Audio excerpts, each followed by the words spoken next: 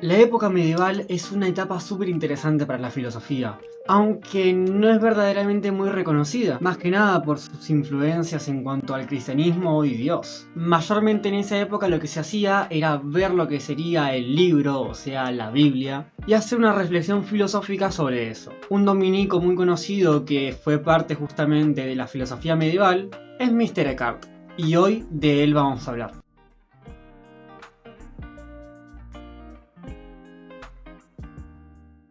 Eckhart en Los Pobres de Espíritu va a hablar de la bienaventuranza. Bienaventurados los pobres de espíritu, porque de ellos es el reino de los cielos. Él va a analizar esto y va a decir qué significa ser pobre de espíritu.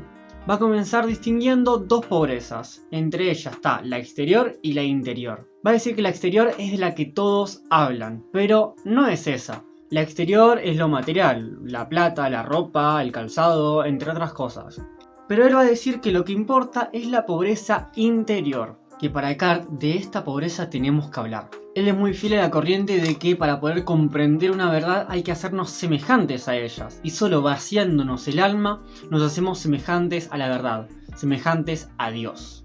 Y dice que aquellos que no entienden la verdad son asnos. Va a decir que el hombre pobre, en cuanto a la pobreza interior, es el que no quiere nada, no sabe nada y no tiene nada. El que no quiere nada es el que está vacío de voluntad, totalmente vacío de voluntad.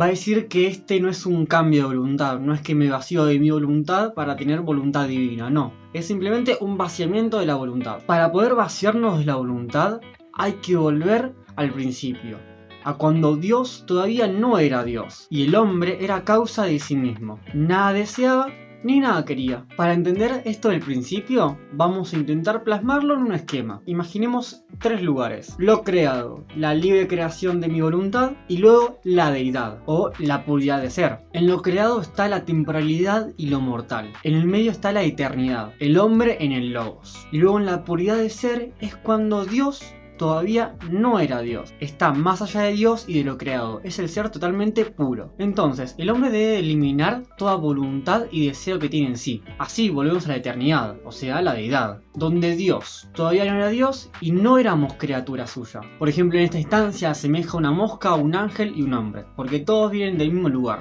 En segundo lugar está el no saber. Es estar totalmente vacío de conocimiento. Es no conocerse ni vivir para sí mismo, ni conocer a las criaturas ni a Dios. Es vivir totalmente en la ignorancia. Va a decir que el obrar apropiado es amar y conocer, pero estas dos cosas fluyen en algo llamado fondo del alma. Este fondo del alma no es un lugar temporal, es como el alma totalmente vacía, y en ese vacío total del alma se logra conocer la bienaventuranza, porque nos hacemos semejantes a la verdad. Pero sigamos, va a hablar de la tercera cosa, que es no tener, que es la más extrema de las tres. Va a decir que este no tener es permanecer tan libre que cuando Dios quiere actuar en nosotros, actúe en sí mismo. En tanto el alma se vuelve una con Dios. Es el reencuentro del hombre con el ser eterno en sí mismo. Y advierte que hay que tener mucho cuidado con no guardar ni siquiera un lugar para Dios, porque justamente si guardamos un lugar para nosotros o para Dios en nuestra propia alma, lo único que hacemos es marcar una diferencia entre Dios y yo. Entonces, con estas tres cosas conseguimos la pobreza de la que se habla en la bienaventuranza. Eckhart tenía un maestro que era Magno, y Magno venía con una concepción del fluir, que decía que nosotros, como somos creados,